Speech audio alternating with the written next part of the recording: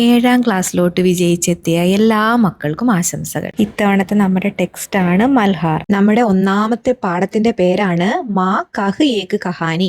മൈഥിലി ശരൺ ഗുപ്ത എഴുതിയ വളരെ മനോഹരമായിട്ടുള്ള ഒരു കവിതയാണിത്. സിദ്ധാർത്ഥ മഹാരാജാവും അദ്ദേഹത്തിന്റെ പത്നി യശോധരയും മകനായ രാഹുലുമാണ് ഇതിലെ കഥാപാത്രങ്ങൾ. ഈ സിദ്ധാർത്ഥ മഹാരാജാവാണ് പിന്നീട് ഗൗതമ ബുദ്ധനായി മാറിയത്. ഒരു ദിവസം രാത്രി മകനായ രാഹുൽ തന്റെ അമ്മയോട് ഒരു കഥ പറഞ്ഞു തരാൻ ആവശ്യപ്പെടുകയാണ്. ആ സമയത്ത് അമ്മ മകന് കഥ പറഞ്ഞു കൊടുക്കുന്നതാണ് ഈ കവിതയിലുള്ളത്. മകനെ കേട്ടോളൂ, പണ്ട് നിന്റെ അച്ഛൻ രാവിലെ കൊട്ടാരത്തിലെ മനോഹരമായ തോട്ടത്തിലൂടെ നടക്കുകയായിരുന്നു. ആ സമയത്ത് ഒരു ഹംസം അമ്പേറ്റ് താഴേക്ക് വീണു. അദ്ദേഹം അതിനെ ഉടനെ കൈകളിൽ എടുത്ത് മുറിവുകളൊക്കെ തുടച്ച് അതിനെ സ്നേഹത്തോടെ പരിചരിച്ചു. തൊട്ടു പിന്നാലെ അതിനെ അമ്പെയ്ത വേട്ടക്കാരനെത്തി അതിനെ എനിക്ക് വിട്ടുതരണമെന്ന് അപേക്ഷിച്ചു. പക്ഷേ സിദ്ധാർത്ഥൻ അതിനെ വിട്ടുകൊടുക്കാൻ തയ്യാറായില്ല. അങ്ങനെ അവർ തമ്മിലുള്ള തർക്കം രാജാവിന്റെ കോടതിയിലെത്തി. അമ്മ കഥ നിർത്തി മോനോട് ചോദിച്ചു, നീ പറയൂ, നീ ആരുടെ കൂടെയാണ് നിൽക്കുന്നത്? അപ്പോൾ രാഹുൽ പറഞ്ഞു, കൊല്ലുന്നവനേക്കാൾ വലിയവൻ എപ്പോഴും രക്ഷിക്കുന്നവനാണ്, അതുകൊണ്ട് ഞാൻ രക്ഷിക്കുന്നവന്റെ കൂടെയാണ്. എല്ലാവരും കഥ കണ്ടു കഴിഞ്ഞില്ലേ? ഇനി നമ്മൾക്ക് ഓരോരോ ലൈൻ ബൈ ലൈൻ ആയിട്ട് ഇതിന്റെ അർത്ഥം പഠിക്കാം. പാഠത്തിന്റെ പേര് നോക്കൂ, മാ കഹ് ഏക് കഹാനി. കഹാനി എന്ന് പറഞ്ഞാൽ എന്താണ്? കഹാനി എന്ന് പറഞ്ഞു കഴിഞ്ഞാൽ കഥ. അപ്പോൾ ഇതിൻ്റെ അർത്ഥം മാ കഹ് ഏക് കഹാനി എന്ന് പറഞ്ഞാൽ അമ്മേ ഒരു കഥ പറയൂ. അതാണ് ഈ ഒരു പദ്യത്തിൻ്റെ പേര്. അപ്പം നമുക്ക് പദ്യത്തിൻ്റെ ഓരോ ലൈനായിട്ട് നോക്കാം. മാ കഹ് ഏക് കഹാനി. അപ്പം നമ്മൾ പറഞ്ഞു അല്ലേ, രാഹുൽ അമ്മയായ യശോധരയോട് പറയുകയാണ്, മാ കഹ് ഏക് കഹാനി, അമ്മേ എനിക്കൊരു കഥ പറഞ്ഞു തരൂ. അപ്പോൾ അമ്മ പറയാണ്, ബേട്ടാ സമച്ച് ലിയാ ക്യാ തൂനെ മുജിക്കോ അപ്പിനി നാനി. നാനി എന്ന് പറഞ്ഞു കഴിഞ്ഞാൽ അമ്മൂമ്മ, ബേട്ട എന്ന് പറഞ്ഞു കഴിഞ്ഞാൽ മകനെ. സമച്ച് ലിയാ ക്യാ തൂനെ, നീ എന്താണ് വിചാരിച്ചിരിക്കുന്നത്? മുജിക്കോ അപ്പിനി നാനി, ഞാൻ നിന്റെ അമ്മൂമ്മയാണെന്നാണോ? അതെന്തുകൊണ്ടാണ് അമ്മൂമ്മയാണോ എന്ന് ചോദിച്ചതെന്നറിയാവോ? കാരണം നമുക്കൊക്കെ ആരാണ് ഏറ്റവും കൂടുതൽ കഥ പറഞ്ഞു തരാറ്? അമ്മൂമ്മമാരല്ലേ.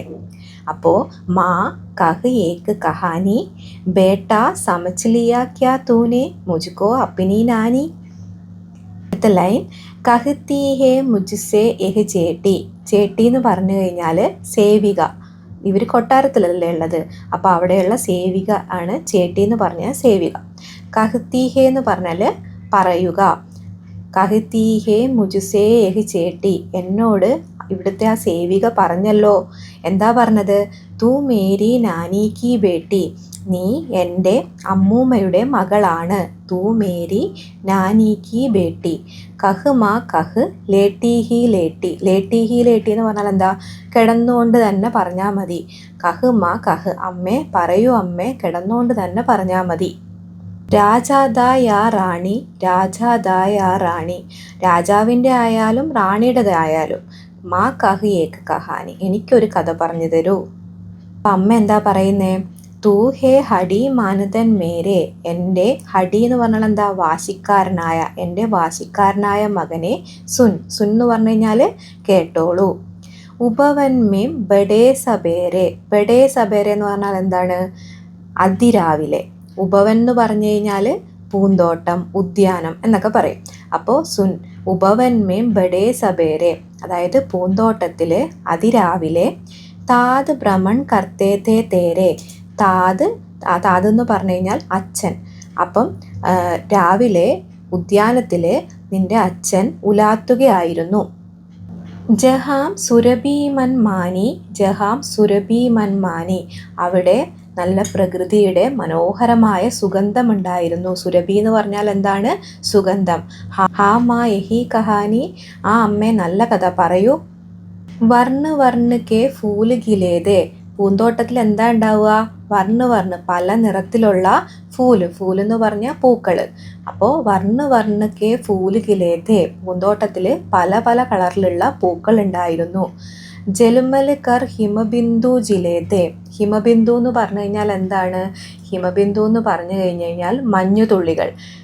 മഞ്ഞുതുള്ളികൾ മുത്തുകൾ പോലെ തിളങ്ങിയിരുന്നു. ജൽമൽ കർ ഹിമബിന്ദു ജിലേതേ ഹൽക്കേ ജോംകെ ഹിലേ മിലേതേ, അതുപോലെ കുളിർകാറ്റ് പതിയെ വീശുന്നുണ്ടായിരുന്നു. ലഹ്രാത്താ പാനി ലഹ്രാത്താ പാനി. അവിടെയുള്ള ജലാശയത്തിലത്തെ വെള്ളത്തിൽ ഇങ്ങനെ അലയടിക്കുന്നുണ്ടായിരുന്നു വെള്ളം. ലഹരാത്താ പാനി ലഹരാത്താ പാനി ഹാ ഹാ യഹി കഹാനി. അമ്മേ കഥ പറയൂ. ഗാത്തേതേ ഖഗ് കൽ കൽ സൊർസെ. അതായത് ഗാന എന്ന് പറഞ്ഞു കഴിഞ്ഞാൽ പാട്ട് പാടുന്ന, ഖഗ് എന്ന് പറഞ്ഞു കഴിഞ്ഞാൽ പക്ഷി. പക്ഷികൾ മനോഹരമായി പാടിക്കൊണ്ടിരിക്കുന്നുണ്ടായിരുന്നു ആ സമയത്ത്. അപ്പോൾ ഗാത്തേതേ ഖഗ് കൽ കൽ സൊർസെ, നല്ല മനോഹരമായ പാട്ടുകൾ ആ സമയത്ത് പക്ഷികൾ പാടിക്കൊണ്ടിരിക്കുന്നുണ്ടായിരുന്നു. സഹസ പെട്ടെന്ന്, സഹസ എന്ന് പറഞ്ഞാൽ പെട്ടെന്ന്. ഏക്ക് ഹംസ ഊപ്പർ സേ ഗിറ. ഹംസം എന്ന് പറഞ്ഞു കഴിഞ്ഞ് കഴിഞ്ഞാൽ എന്താണ്? അരയന്നം. ഊപ്പർ സേ, ഊപ്പർ എന്ന് പറഞ്ഞാൽ മുകളിൽ നിന്ന്, ഗിറ എന്ന് പറഞ്ഞാൽ വീഴുക. സഹസ പെട്ടെന്ന് ഒരു അരയന്നം മുകളിൽ നിന്നും താഴത്തേക്ക് വീണു. ബിദ് ഹോക്കർ ഗർഷർസെ. എങ്ങനെയാ വീണത്? ഒരു ഗർഷർ എന്ന് പറഞ്ഞു കഴിഞ്ഞാൽ അമ്പേറ്റ്, അമ്പ് എല്ലാവർക്കും അറിയാലോ. അപ്പം ആ അമ്പേറ്റ് പെട്ടെന്ന് ഒരു അരയന്നം താഴേക്ക് വീണു. ഹുയി പക്ഷിക്ക് ഹാനി ഹുയി പക്ഷിക്ക് ഹാനി. അപ്പോൾ ചോദിക്കുകയാണ്, പക്ഷിക്ക് എന്തെങ്കിലും പറ്റിയോ, പക്ഷിക്ക് എന്തെങ്കിലും പറ്റിയോ? കരുണാബരി കഹാനി. ഭയങ്കര കരുണ തോന്നുന്ന രീതിയിലുള്ള ഒരു കഥയാണല്ലോ ഇത്. അപ്പോൾ നമുക്കും വിഷമം വരും അല്ലേ? ഒരു അരയന്നത്തിന് അല്ലെങ്കിൽ ആർക്കെങ്കിലും ഒന്ന് മുറിവേറ്റാൽ നമുക്കും വിഷമം വരില്ലേ? അപ്പോൾ ചോദിക്കുകയാണ്, ഹുയി പക്ഷിക്ക് ഹാനി, പക്ഷിക്ക് എന്തെങ്കിലും പറ്റിയോ? അടുത്തത് ചൗക്ക് ഉനോനെ ഉസേ ഉടായ. ചൗക്ക് എന്ന് പറഞ്ഞാൽ എന്താണ്?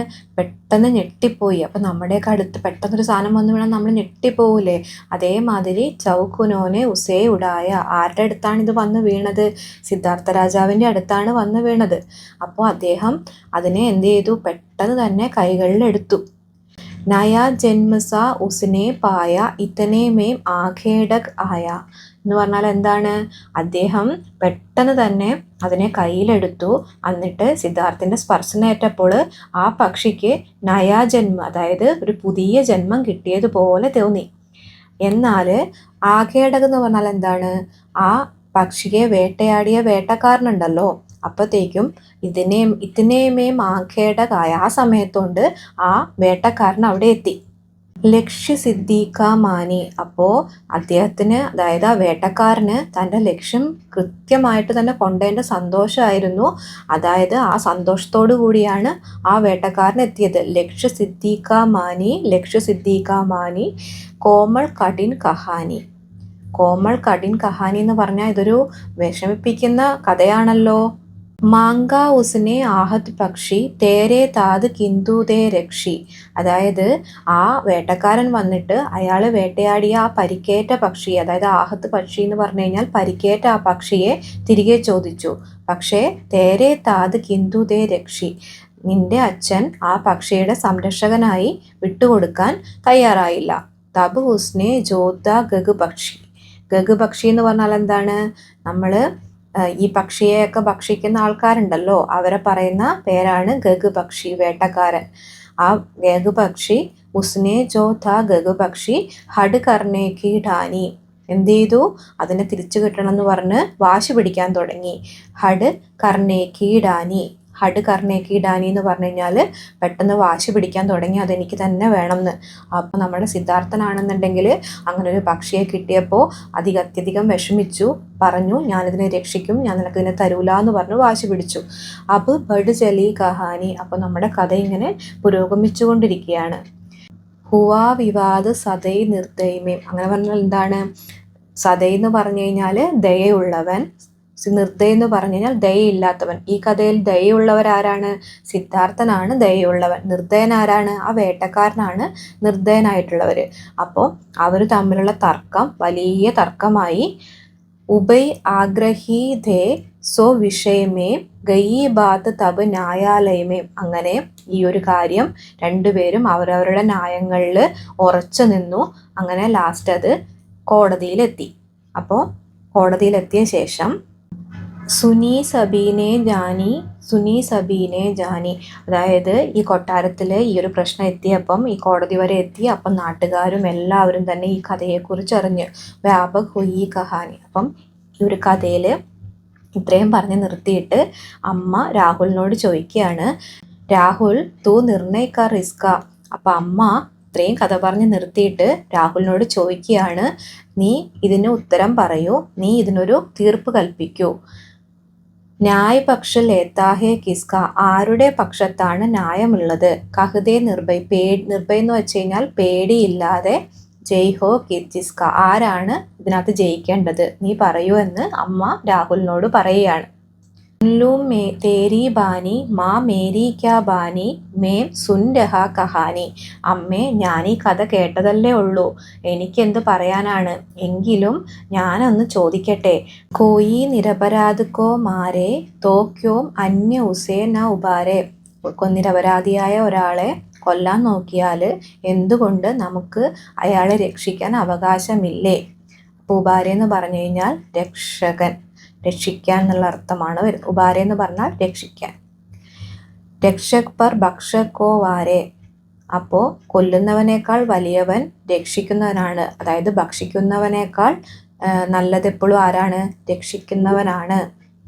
ന്യായ് ദയാക്കാദാനി ന്യായ് ദയാക്കാദാനി തൂനെ ഗുണി കഹാനി, അപ്പം അതുകൊണ്ട് എപ്പോഴും കൊല്ലുന്നവനേക്കാൾ വലിയവൻ രക്ഷിക്കുന്നവനാണ്, അതുകൊണ്ട് നീതി എപ്പോഴും കാരുണ്യമുള്ളവൻ്റെ കൂടെയാണ് നിൽക്കേണ്ടത്. അപ്പോൾ ഇതാണ് നമ്മുടെ കഥ. ഇത് എഴുതിയത് ആളുടെ പേരാണ് മൈഥിലി ശരൺ ഗുപ്ത്. അപ്പം ഈ പറഞ്ഞത് വളരെ ശരിയാണ്. മകനെ, നീതി എപ്പോഴും കാരുണ്യത്തിൻ്റെ പക്ഷത്താണ്. അപ്പോൾ എല്ലാവർക്കും ഈ ഒരു നമ്മുടെ പദ്യം, ഒന്നാമത്തെ പദ്യം എല്ലാവർക്കും മനസ്സിലായി കാണുമെന്ന് വിചാരിക്കുന്നു. അപ്പോൾ ഇതിനെക്കുറിച്ച് എന്തെങ്കിലും ഡൗട്ട് കാര്യങ്ങളൊക്കെ ഉണ്ടെന്നുണ്ടെങ്കിൽ നിങ്ങൾക്ക് കമൻറ്റ് ബോക്സിൽ പറയാം. അതുപോലെ ഈ ഒരു പഠിപ്പിക്കുന്ന രീതി ഇഷ്ടമായെങ്കിലും നിങ്ങൾ കമൻറ്റ് ബോക്സിൽ പറയുക.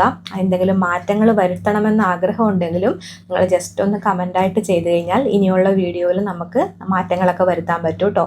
അപ്പോൾ ഇതിൻ്റെ എക്സസൈസും ക്വസ്റ്റ്യൻ ആൻസറും ഒക്കെ ആയിട്ട് അടുത്ത വീഡിയോയിൽ കാണുന്നവരേക്കും എല്ലാവർക്കും ടാറ്റാ ബൈ ബൈ.